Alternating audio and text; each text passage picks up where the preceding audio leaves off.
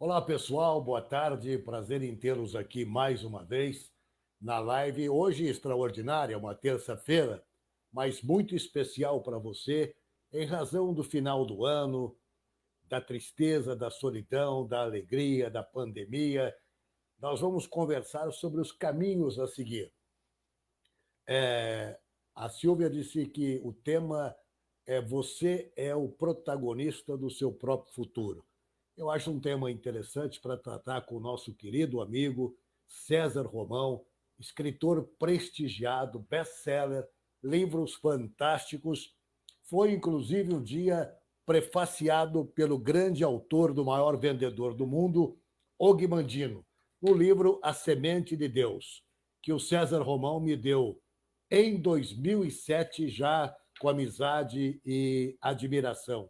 Eu diria admiração recíproca. César Romão, alegria, prazer em tê-lo aqui. Mesiara, que alegria estar aqui com você. Deixo meu abraço aqui para a nossa querida Silvia também. Eu estou nesse momento aqui matando a saudade, talvez, do nosso primeiro encontro, a nossa primeira entrevista em 1995, talvez ainda, quando estava começando a Rede Vida, né? Exatamente. Você tinha lá o seu programa de entrevistas. É uma honra. E parabéns aí pela imagem de Nossa Senhora Aparecida A nossa protetora. à sua direita aí. César, muito obrigado mais uma vez por estar conosco. A gente está sempre encontrando em eventos. Você sabe que nós temos uma profunda admiração por você. E, mais uma vez, com a certeza de que você poderá, final de um ano, transmitir muita alegria para os nossos internautas, telespectadores, enfim, todos aqueles que nos prestigiam nas lives. César, a pergunta que eu quero lhe fazer é o seguinte: quando nós tínhamos esse programa que você disse na Rede Vida, no final do ano a gente sempre ouvia algum psiquiatra, psicanalista, você mesmo participou de algumas edições, porque eu tenho a leitura que no final do ano as pessoas querem fazer de imediato aquilo que não conseguiram fazer em 11 meses. Existe aquela tristeza de não ter conseguido conquistar aquilo que um dia sonhou. E você é um homem que faz transformar sonhos em realidade, pelas suas palavras, pelas suas palestras, pelo carinho com que você trata o otimismo, a esperança e o futuro. Eu quero, então, que você faça, de princípio, César, uma análise de um final de ano totalmente diferente. Porque se o final do ano, para alguns, traz esta preocupação, essa ansiedade, essa tristeza, isso aí vem dobrado pelo fato de vivermos uma pandemia onde enfrentamos um inimigo totalmente desconhecido, que a gente não sabe onde ele está, onde ele anda, quando é que ele vai chegar perto da gente, se Deus quiser, nunca vai chegar. Como você analisa e qual a mensagem que você daria para esses que têm todo esse portfólio de tristeza, de alegria, de felicidade, de ansiedade, mas também de preocupação por uma pandemia? Mesiara, você sabe que a pandemia causou alguns efeitos que o mundo não fazia ideia que poderiam existir. Primeiro, ela nos deixou em situação igualitária. Ela nos igualou no medo, na preocupação, expôs as nossas fraquezas, a de todos, sem exceção. O segundo ponto, ela ampliou o que já existia. Eis aí a importância da sua pergunta. Por exemplo, a pandemia só ampliou o que já existia. Então, vamos lá nos relacionamentos. Se a pessoa tinha um bom casamento, um bom relacionamento, ficou melhor, porque ela teve mais chance de conviver com a pessoa que ela ama. Se ela não tinha um bom relacionamento, um bom casamento, acabou, porque o excesso de convivência acabou com esse casamento, com esse relacionamento, em razão da reclusão de 3, 4 meses aí que nós passamos. Tanto que, na história do mundo, nunca houve tanta separação de casais. Por outro lado, as empresas, por exemplo, as empresas que vinham apostando nos acasos, perderam. As empresas sérias que estavam consistentes e com compromisso com o mercado cresceram e vão continuar crescendo. Nós temos que levar em conta o seguinte: o nosso conceito de sociedade perfeita, ele é procurado aí, a felicidade, desde os primórdios da civilização, ainda quando os nossos primeiros ancestrais hominídeos, né, eles formavam aqueles grupos de 20 pessoas no máximo, ali com 30 membros. E olha, já nasciam discordâncias. Lá nos hominídeos, dentro das cavernas, das tocas, a gente já tinha as mesmas preocupações que temos hoje, a deles quando ia mudar a lua, né? Hoje, se você pegar, por exemplo, nos grupos, os grupos de discordância tomaram proporções imensuráveis. Veja que no WhatsApp você tem 256 membros, vira palco de discórdia, basta alguém dizer o que pensa, por exemplo, e ali já é um palco de discórdia. Na obra A República, vale lembrar aqui, Platão sugeriu uma sociedade imaginária, né? E o escritor Thomas More, ele lançou por volta de 1500 a obra Utopia, inspirado nessa sociedade imaginária de Platão, que era a ideia de uma sociedade perfeita. E a gente vive isso até hoje, né? Nós queremos a sociedade perfeita, queremos o ano novo perfeito, o fim de ano perfeito, mas nós não estamos no caminho da perfeição. Nós só queremos, nós não estamos fazendo com que isso aconteça. A pessoa tem a perfeição, a felicidade como meta, mas ela não anda por esse caminho. Nós aprendemos com o nosso passado, mas repetimos os erros no nosso presente. O primeiro ponto, eu acho que as pessoas têm que mudar nesse final de ano, fazer uma autoavaliação das suas atitudes.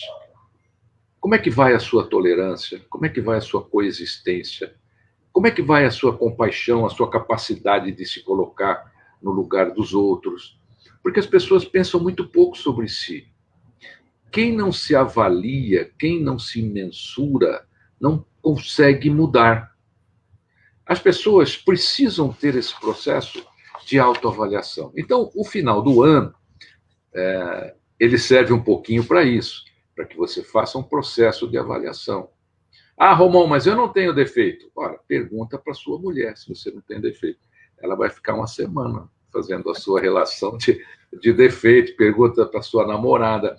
Todos nós temos. Acontece que nós temos defeitos que nos prejudicam muito. Se tem algo que nós precisamos ajustar na nossa vida, são os nossos defeitos, porque eles são os responsáveis pelos nossos erros. Nós só erramos porque somos defeituosos. Então, o que temos que consertar? É o mundo? Não, são os nossos defeitos.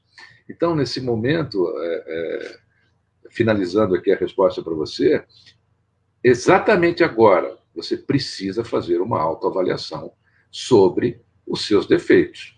Como é que vai a sua condição humana? Você tem sido um bom pai, tem sido um bom filho, tem sido um bom colaborador aí na sua empresa, tem sido um bom religioso ou religiosa, tem respeitado as suas crenças? Quer dizer, vamos fazer essa avaliação. Acredite você, meu querido Miziar, eu, há pouco tempo, aí, um pouquinho antes da pandemia chegar, em janeiro, eu estava numa missa, aí todo mundo orou, cantou, se abraçou, que Jesus esteja contigo e tal. Só que aí acabou a missa, todo mundo saiu para o estacionamento.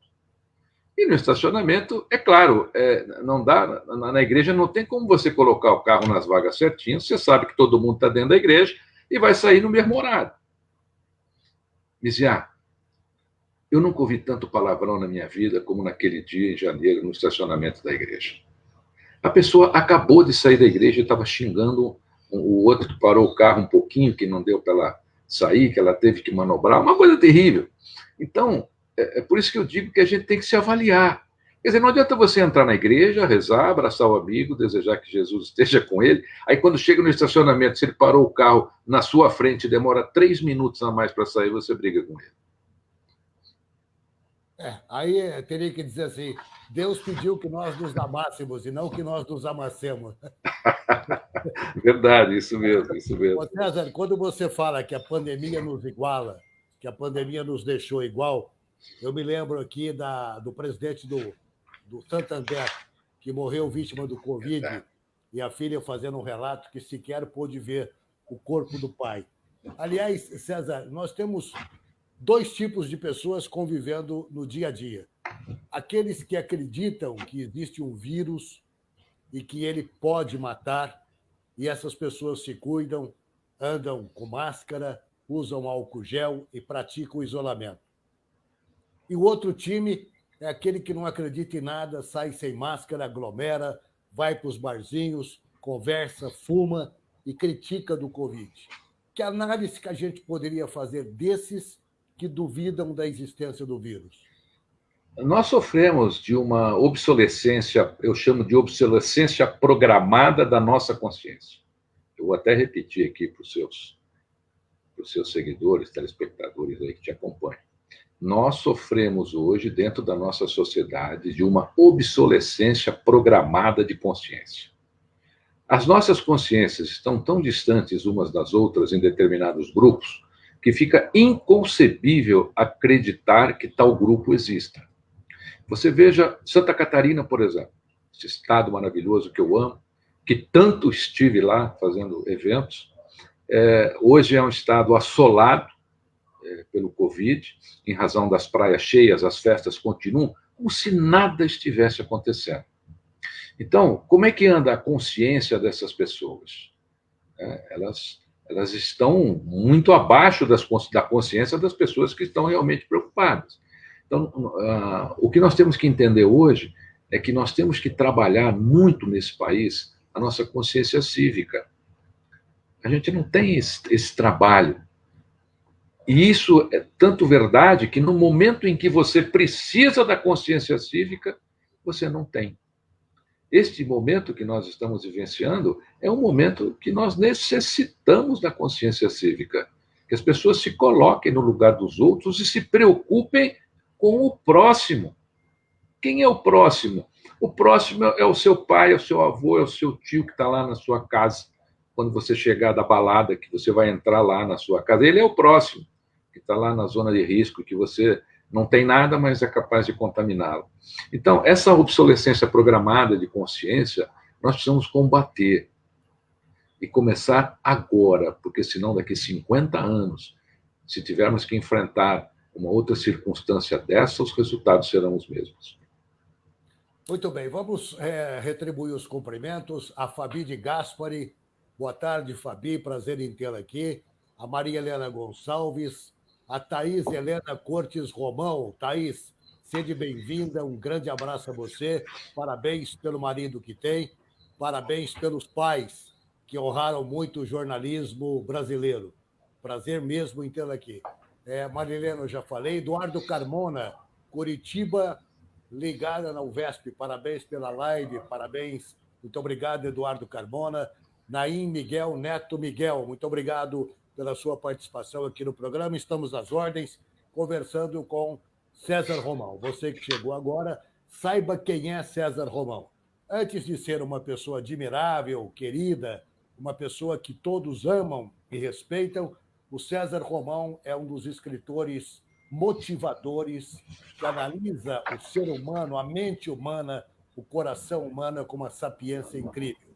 O César é premiado aqui no Brasil e no exterior, tem vários livros, dentre eles esse que eu gosto de ler e mostrar, A Semente de Deus, que ele me deu como uma dedicatória em 2007, talvez saindo de um programa da rede de televisão, a Rede Vida, canal da família. César, quantos livros você tem hoje computados na sua vida? Antes, eu quero agradecer aqui as mensagens que foram inseridas. Quero dar um oi especial para a Thaís, dizer que eu sou fã dela e de toda a família dela. Tenho certeza que ela é sua fã. Ziara, ao longo da carreira, eu escrevi 25 livros. E agora, inclusive, esta semana, se você permite, esta semana vai entrar invertido aí para você, mas tudo bem. Esta semana está chegando às livrarias este livro, Ensinamentos Bíblicos para o Sucesso. É o meu mais recente livro. Eu aproveitei toda... Essa semana chega aí, sexta-feira está nas livrarias. Como eu sempre gostei muito da Bíblia e nunca soube muito bem o que fazer com ela na parte literária, porque um dia me perguntaram que livro eu gostaria de ter escrito que eu não escrevi. Eu falei, não, a Bíblia. Né? Então, aí eu peguei essa paixão minha pela Bíblia, comecei a fazer seleções de ensinamentos bíblicos para o sucesso, para a felicidade, para a carreira. E agora esse é o primeiro livro da série, que essa semana chega a todas as livrarias. Então, no total, ao longo da carreira, são 25 livros. Eles estão em 51 países hoje, países até difíceis, né? Para um escritor brasileiro. Tem até poucos escritores. Na Rússia, por exemplo, tem eu e o Paulo Coelho só como escritores brasileiros lá. Alemanha, Itália é o meu segundo maior público. Eu tenho o privilégio de ter este livro que está em suas mãos aí, A Semente de Deus, La Semilla de Dio, não, Il Seme di Dio, em italiano, à venda lá na livraria do Vaticano. Ele foi aprovado pelo Vaticano para estar lá na livraria do Vaticano. Isso é uma felicidade, até porque quando eu comecei a escrever, eu nem imaginei que alguém pudesse gostar do que eu escrevia. Então, eu não comecei a escrever para que as pessoas gostassem. Eu comecei a escrever porque gosto de escrever, e isso eu faço até hoje. E aí eu descobri que as pessoas gostam do que eu escrevo, né? E leem o que eu escrevo. Sem dúvida, sem dúvida. Gostam e leem. Ô César, num dos programas de televisão, nós discutimos um dos livros seu, que é Os Quatro Reis Magos. E eu me lembro que um padre me questionou, mas como? Vocês querem mudar a história? Aí eu presenteei com o livro. Eu gostaria que você falasse um pouco sobre Os Quatro Reis Magos. Este livro em específico, Miziara, eu o atualizei. Ele hoje tem o título de Um Homem e Seus Discípulos, porque eu consegui agregar ao livro muito mais fatos históricos através das pesquisas que eu vinha realizando. E o livro ele faz uma narrativa muito interessante. Ele conta a história de um quarto rei mago que nunca encontrou Jesus, mas que provavelmente tenha sido o mais fiel de todos eles a Jesus. Ele tenta encontrar Jesus durante toda a sua vida para entregar a Jesus e aos seus seguidores um pouco da sua riqueza, porque eles precisavam de subsistência, né? A realidade é essa. As pessoas acham que eles não comiam, não bebiam, não dormiam, não precisavam de nada. E, na realidade, precisavam de subsistência. E o livro fala muito sobre isso também. Como é que Jesus e os discípulos existiam dentro da sociedade. Mas ele não consegue, e ele só consegue enxergar Jesus sendo já crucificado e morto na cruz. Ele não consegue chegar até Jesus. E ele fica pobre, porque ao longo do caminho ele entregou tudo que ele tinha às pessoas que ele ia encontrando. Então ele ia encontrando um pobre, ele ia ajudando, ele ia encontrando alguém que precisava, ele ia ajudando. Então ele não conseguiu entregar nada a Jesus. Daí a grande lição, né? Ele teria sido talvez o rei mago que teve a aparição do Cristo. O livro é fruto de pesquisa, foram 22 anos de pesquisa sobre o tema para escrever esse livro. Ele tem fascinado pessoas aí pelo mundo, aqui no Brasil. Eu acho que esse é o caminho dele. Então, só para guardar, ele agora tem o título de Um Homem e Seus Discípulos. Um Homem e Seus Discípulos. E esse que você, vamos anotar aqui para divulgar, esse que você lança agora, na próxima semana, Ensinamentos Bíblicos para o Sucesso. Já está saindo do prelo, está pronto, vai para as bancas. Chega nas livrarias agora na sexta-feira. Já está sendo distribuído para a Amazon. A Amazon já está, inclusive, atendendo o pedido, já está entregando. A Amazon é hoje a primeira livraria do planeta, né? Então tudo chega primeiro lá. Vamos agradecer ao Mauri Amaral Campos. Ele diz aqui: já houve nas escolas o ensino de educação moral e cívica, mas foi cancelada pela esquerda. Observação feita pelo Amauri. Amatê, Maria Tereza Rossi Vilela. Boa tarde, amigo Miziara. Boa tarde, Matê. Prazer em tê-lo aqui, assistindo e ouvindo. César Romão. Adelar Dalbosco, Esperto da Silva.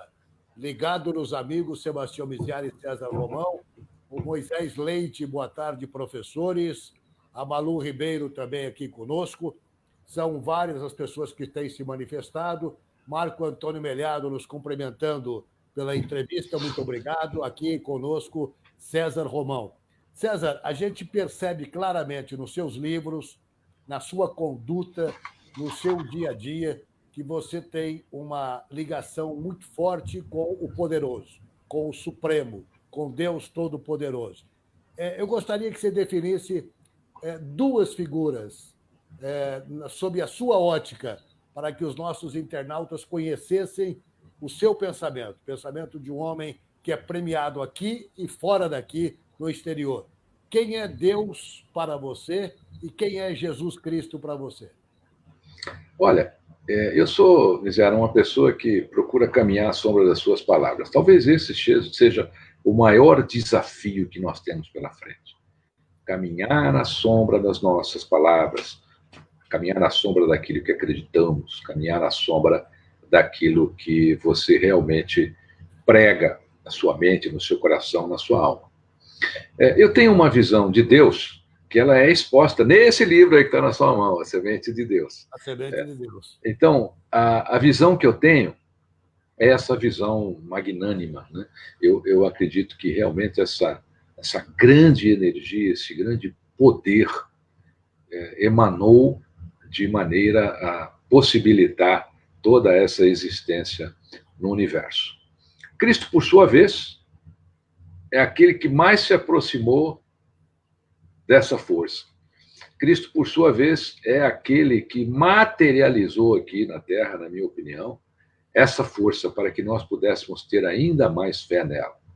E ele fez isso através dos seus milagres e até mesmo através dos seus ensinamentos. E veja como não era fácil.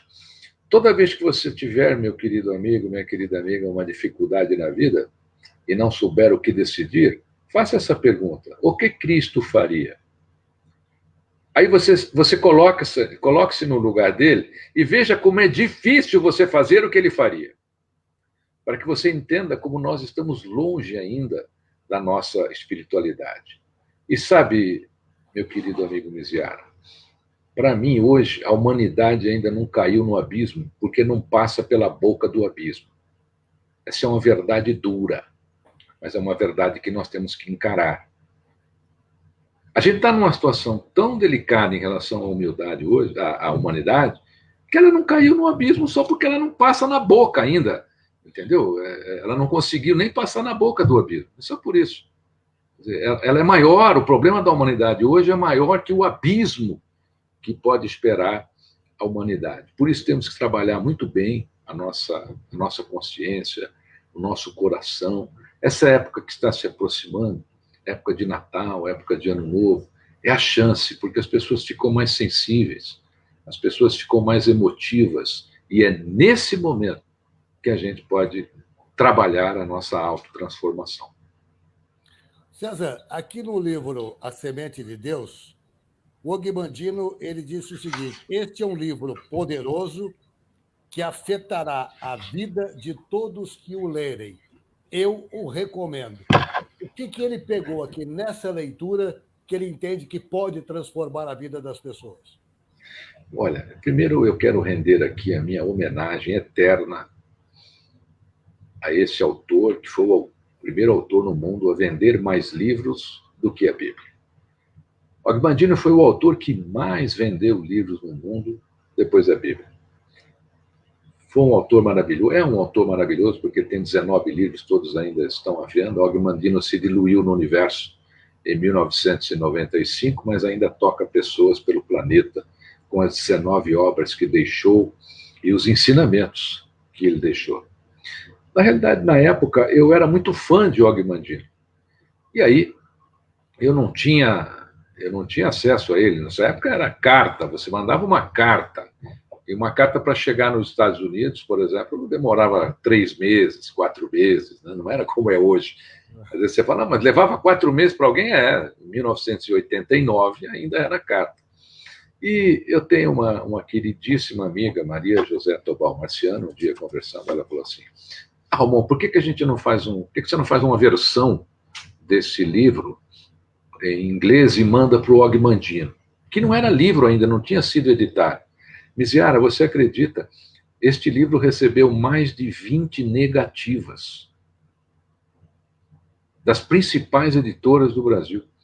E aí eu fiz uma versão do livro, em inglês, um resumo, mandei para ele.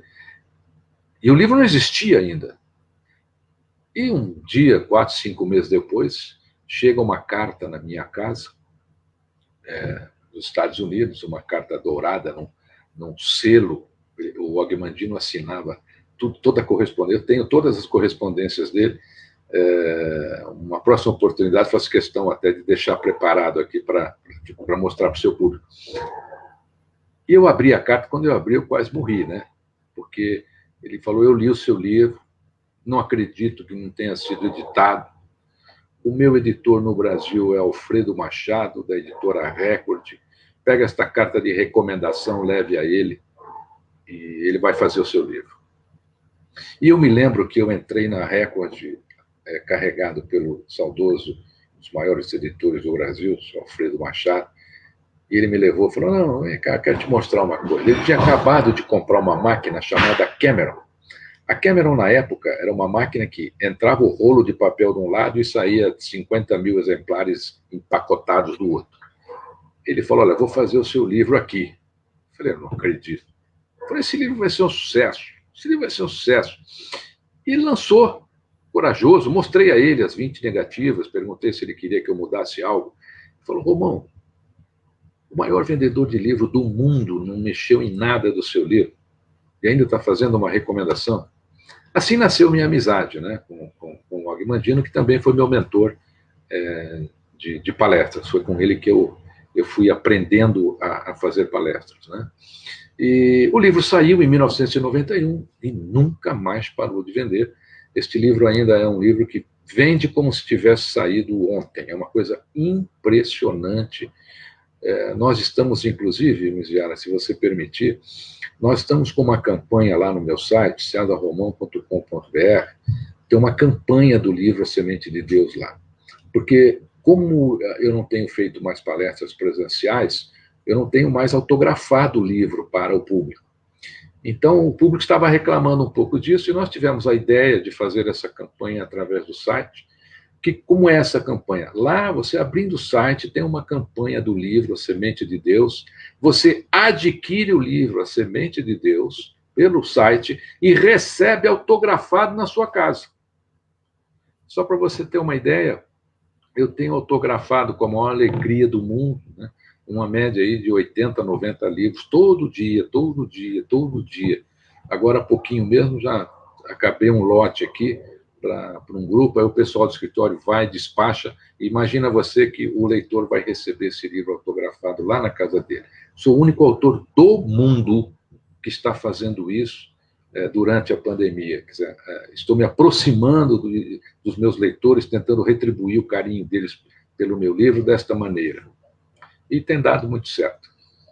Olha aí, www, está na tela, César Romão, sem o tio, claro, .com.br. E aí você tem aí a leitura do A Semente de Deus, livro maravilhoso. Aliás, eu recebi vários livros do César Romão, alguns aqui no escritório, outros... Eu acho que você só não tem esse que eu mostrei aqui, porque ele não chegou ainda, mas eu já vou mandar para você assim que eu receber os meus exemplares. Esse eu não tenho. César, eu me lembro que você, todo Natal, reúne a família e vai para um hotel no interior do estado de São Paulo. Como é que você vai fazer esse ano? Esse ano a gente vai ficar em casa, como eu disse. Nós temos que nos preservarmos e nos cuidarmos. Por quê? Porque isso vai passar. Em breve nós teremos aí soluções. Falta, na minha opinião, ainda hoje, um pouco mais de conversa entre os cientistas do planeta. Isso falta. Os políticos estão distantes uns dos outros e os cientistas ainda mais. Imagine você que se todos os cientistas comprometidos com a nossa vacina se reunissem, trocassem informações, nós já teríamos resolvido esse problema. Mas os países são muito bairristas, né? Eles querem lançar primeiro, quer ver quem vende primeiro, quer ver quem o laboratório que vai fazer primeiro. precisa um pouco de coragem. Aliás, eu vi um discurso do Trump um pouco antes da eleição, um pouquinho antes só da eleição, e ele falava que, se fosse o caso, ele quebraria todas as patentes dos laboratórios americanos para que o povo americano tivesse vacina. Então, é um ato de coragem. Nós temos um outro grande problema no Brasil, Miziara, que mata milhões de pessoas, não só no Brasil, mas no mundo, por exemplo, que é a hepatite C. Ninguém fala nada disso. A hepatite C mata milhões de pessoas todos os anos no mundo inteiro. Até hoje, a A e B tem vacina. A C ainda não tem vacina. E sabe por quê? Porque os remédios custam, em média, R$150 mil as doses. E os laboratórios vendem por uma verdadeira fortuna. E quebrariam qualquer sistema de saúde se o sistema de saúde tiver que oferecer isso. Aliás, eu quero aproveitar aqui, com a sua permissão, eu quero congratular o nosso ex-governador Geraldo Alckmin, porque o governador Geraldo Alckmin foi o governador que mais atuou nos remédios de alto custo no estado de São Paulo. De todos os governadores, ele foi o que mais atuou. Foi um governador vibrante, o governador Geraldo Alckmin. Fica aqui a minha gratidão, e eu digo isso com propriedade, porque, entre aspas, sou um ativista da hepatite C no Brasil.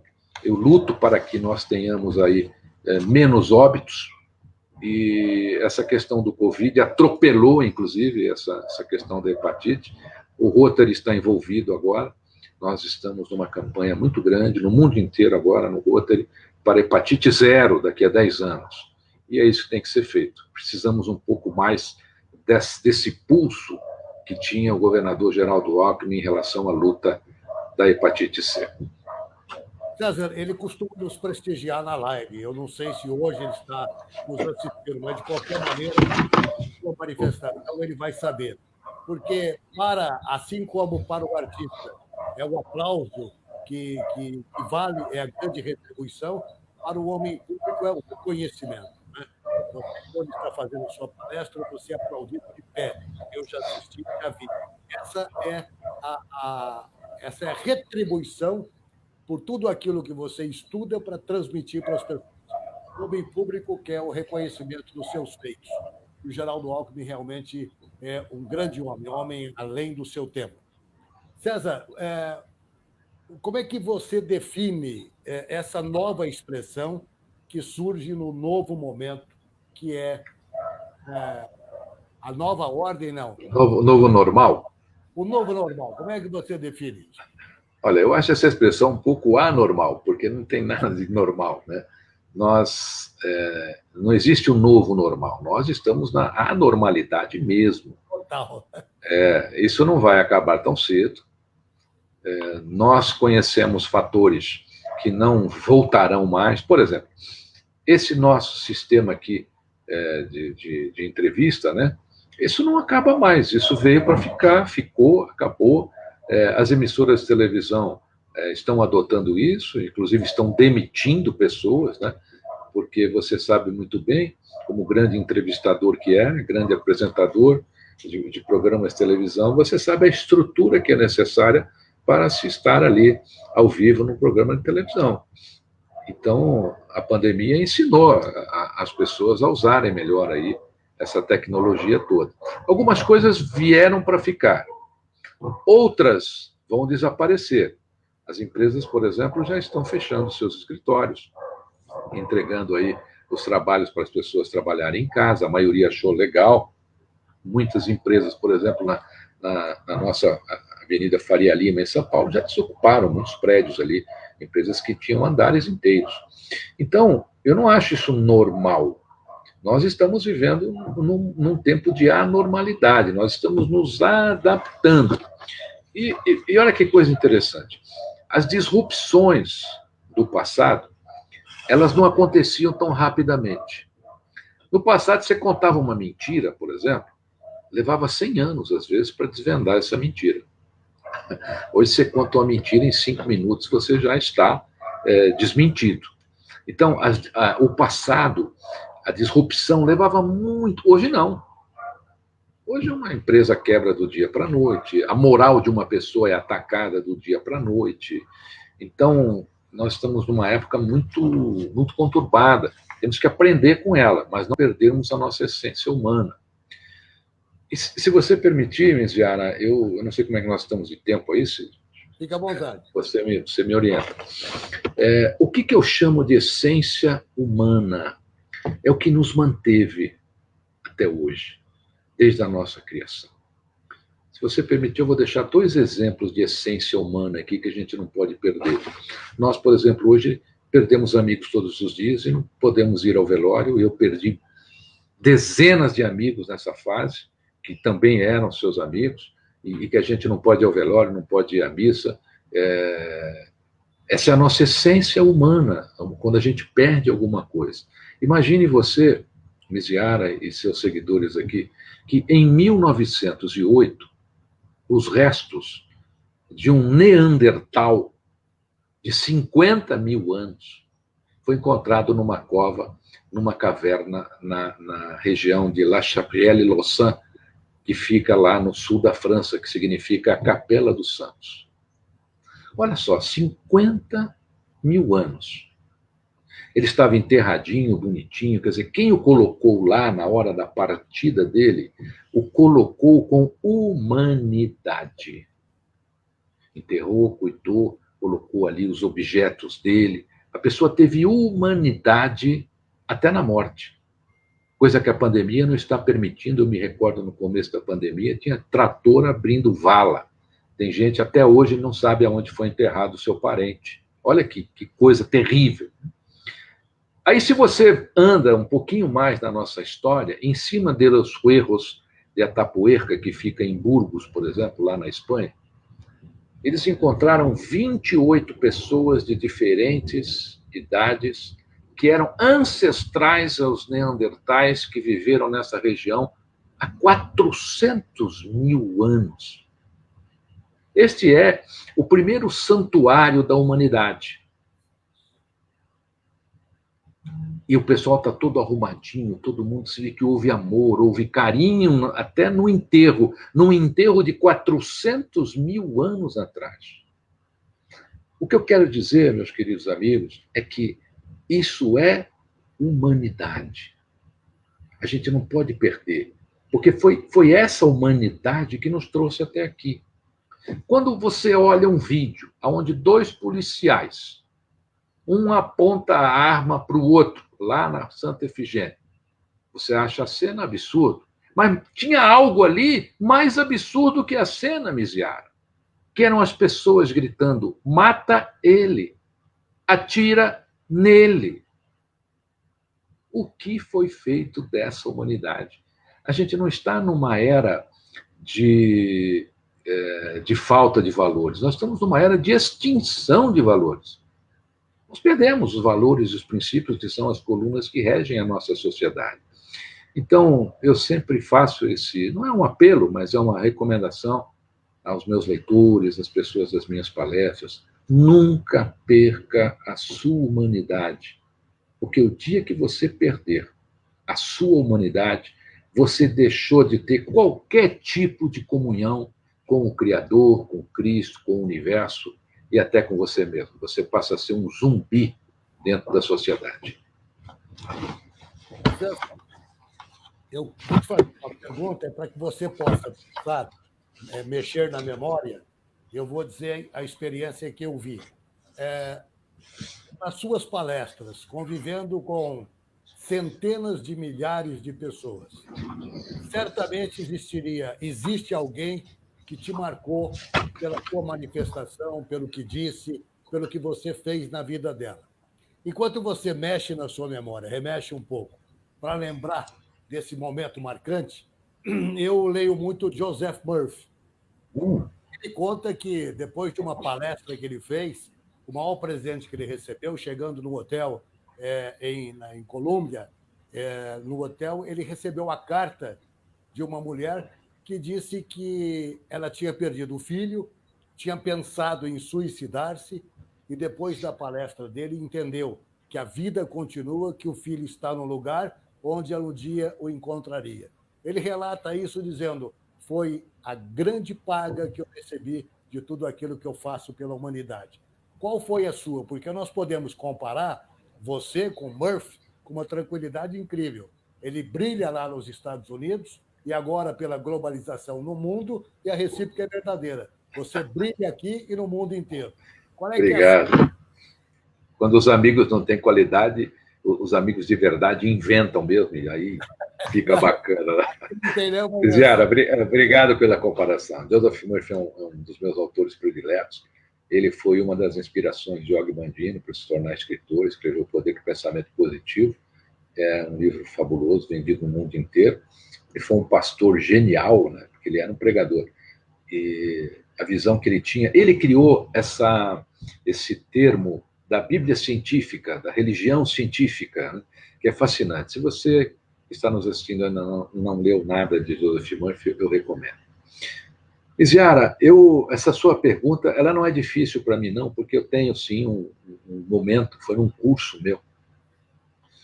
Eu fazia um curso, eu tenho um quadro no meu curso, e o quadro chama-se Qual é o Tamanho do Seu Problema? E aí as pessoas começam a disputar quem é que tem um problema maior, né? Fazer concorrência de cicatriz. Isso é normal na sociedade. Você conta, fala, olha, eu fiquei uma semana no hospital. Ah, que é isso? Semana passada eu saí do hospital, fiquei 15 dias no hospital, e as pessoas têm até orgulho de contar que o problema dela é maior do que o outro. E esse quadro no meu curso é justamente para que as pessoas entendam isso um pouquinho mais, né?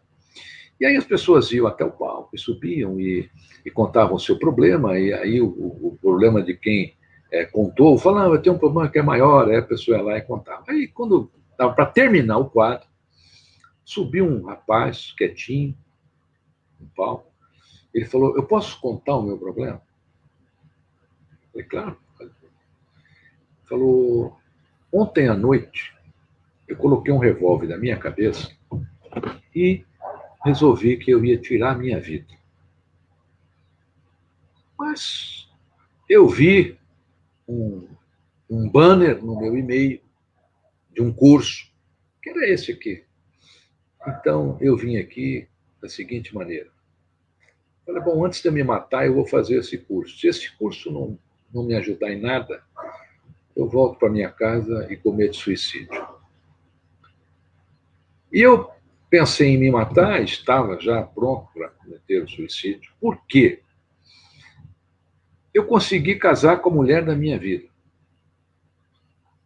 Nós levamos anos para conseguirmos ter o filho que tanto queríamos. E tivemos. Só que a minha mulher, infelizmente, acabou de amamentar o neném, sem muita experiência, ela cochilou, dormiu e matou o neném por sufocação mecânica. Eu perdi o meu filho. E aí passei a tentar viver com a minha mulher, mas ela não conseguiu suportar essa dor. Um dia eu cheguei em casa, ela estava com os 2 pulsos cortados e cometeu suicídio. Não tenho mais por que viver. Perdi a mulher que eu amo, perdi o filho que eu tanto quis, e para mim nada mais tem sentido. Então, eu subi nesse palco para dizer que o problema de vocês é pequeno diante do meu. E quero ver se tem alguém aqui que discorda. E eu quero dizer para vocês que eu vou descer desse palco hoje, vou para minha casa e vou tentar recomeçar minha vida. Eu não vou me matar. Olha, nós levamos quase 20 minutos para retomar o curso. Eu imagino. Todo mundo saiu, subiu no palco, foi abraçar o rapaz. Ele fez ali 200 amigos naquele dia. E o interessante é que aqueles amigos ficaram com ele. Até hoje ainda eu recebo, olha, o fulano tá lá, ó, tá trabalhando em tal lugar agora, olha, casou de novo. Entendeu? Eu tenho muitos casos, né?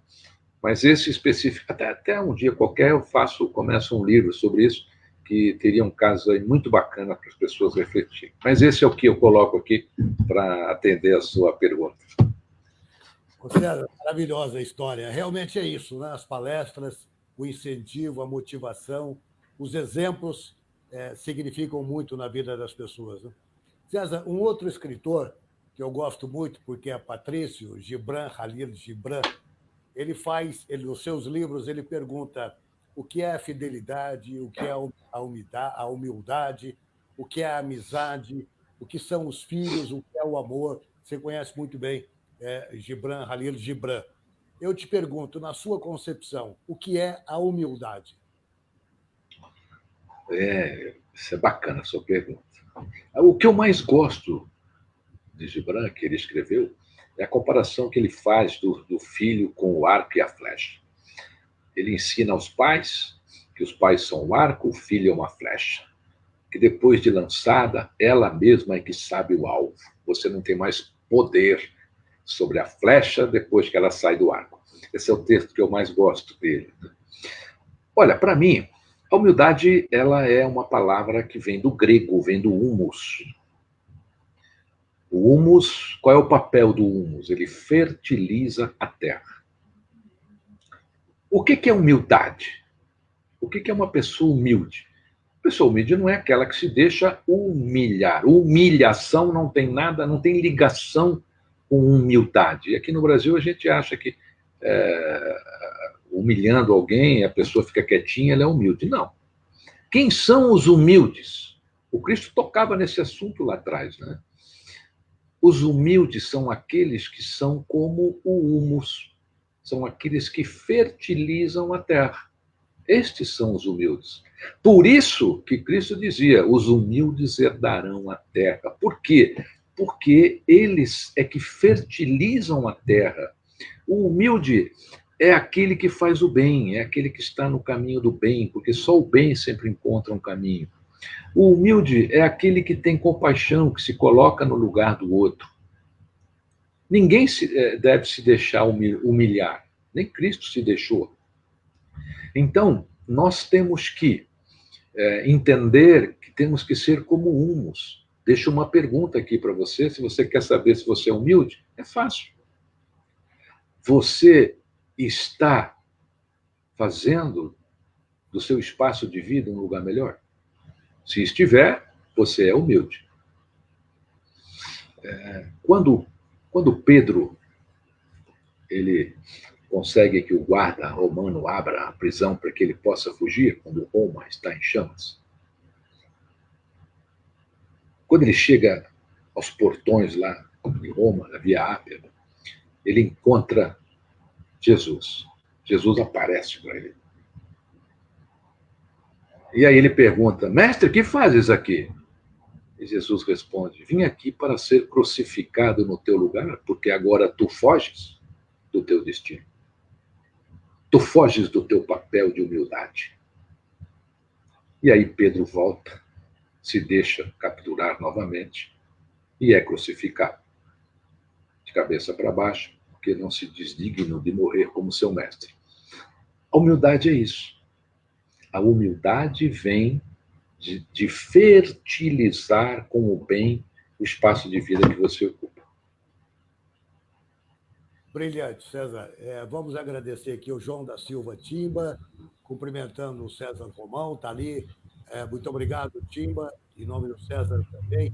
Hélio Jardim, Sônia Beolque, grande abraço. Sônia Beolque, de Ibirá, vereadora reeleita, professora. E nós temos também aqui uma manifestação de um homem que é um grande aproximador de interesses que ajudam o desenvolvimento do Brasil.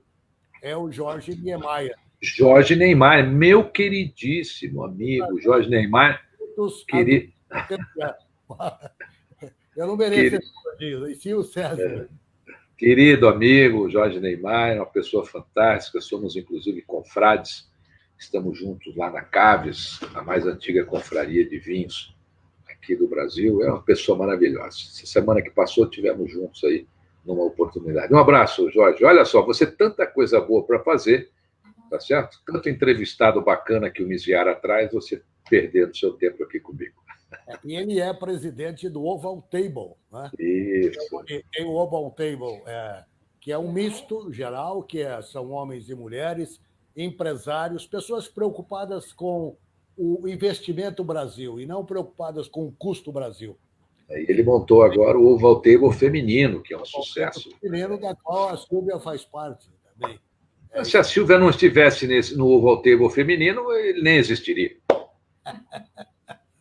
César, infelizmente o nosso tempo se esgota. Conversar com você sempre é bom. Você lembrou que o Murphy diz da cura pela motivação, né?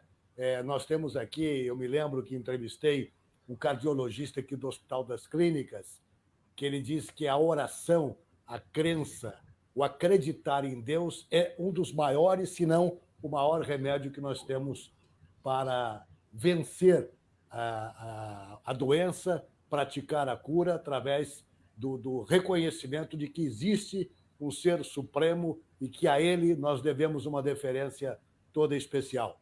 E você, nos seus livros, você traz você capilariza o amor que nós temos que ter pelo Criador de todos os mundos, que algumas pessoas insistem em desconhecer e, às vezes, provocadas por um desastre, insistem em querer conhecer. E nós o conhecemos na alegria, na dor, na felicidade, em todos os momentos. Você é muito especial. Os seus livros fazem bem às pessoas. Quem não leu, eu recomendo. Quem tem algum problema, leia César Romão. Leia A Semente de Deus. Leia todos os livros que o César escreveu. Este que nós vamos lançar agora. Quero agradecer a Maria das Graças Arantes, de Batatais, aqui conosco também. Eu tinha visto aí a Cidinha, de Rio Claro também. Enfim, todos aqueles que nos prestigiam, nosso grande abraço, sem agora pedir ao César Romão que no final deste ano, como ele disse bem, quando o desejo de servir vem à tona, quando a compaixão comparece, quando o amor pelo próximo está presente, o César vai desejar agora um ano novo de paz, um Natal feliz, mas também deixando a sua preciosa mensagem. É isso que nós queremos agora, no final, querido César Romão. Obrigado, Mesiara. Olha, eu quero deixar a seguinte sugestão. Como disse aqui no início, faça uma autoavaliação pesada, sincera, honesta. Não minta para você. Você vai estar enganando você mesmo. Então, faça essa sua autoavaliação e comece o ano novo sendo uma pessoa nova com comportamentos mais nutritivos. É isso que nós precisamos. Nós não precisamos mudar para nos tornarmos igual a todos na sociedade. A nossa mudança precisa ser acrescida de comportamentos nutritivos. Tenha fé. A fé é o telefone de Deus. As pessoas que têm fé têm maior produção dos principais elementos químicos do cérebro e do coração. Por isso que a fé cura, e ela cura mesmo. Ela cura porque ela induz o nosso corpo a produzir os elementos químicos necessários para que a gente encontre a paz na cura do nosso corpo. Então, nunca perca a sua fé. E toda vez que você tiver um grande problema, pergunte-se, o que Jesus faria nessa situação? Eu tenho certeza que você vai encontrar a resposta. Mesiara, muito obrigado por essa oportunidade. Silvia, um abraço bem grande. A gente não se viu esse ano, mas a gente tem a vida toda pela frente e eu tenho certeza que nos veremos muitas e muitas e muitas e muitas vezes aí. Se Deus quiser. Muito obrigado a você, César Romão, querido escritor. Recomendações a Thaís. O Natal santo e de paz para você e a família. Não será no hotel, mas será na sua casa. É uma demonstração de respeito àquele que está nos atacando, Covid-19. Eu gosto muito de repetir aqui uma frase, César, patrocinada pelo Grupo da Saúde, na voz de Antônio Fagundes, que diz o seguinte: nós podemos podemos estar cansados do Covid. Infelizmente, ele não se cansou da gente. Perfeito. Ele está por aí e é preciso que nós obedeçamos os protocolos indicados pela Organização Mundial de Saúde, em qualquer parte desse país. em qualquer parte do mundo. Ao cuidar de nós, estaremos cuidando do próximo. Quem vai sem máscara, quem vai para os bares, ele pode até pensando em se matar, mas o grande perigo é que ele pode matar um inocente. Grande abraço, querido César Romão. Obrigado, um abraço, Misiara. Sou seu fã sempre, viu? Obrigado. Um abraço, César. Grande abraço a você. Um abraço a todos e até a próxima, se Deus quiser.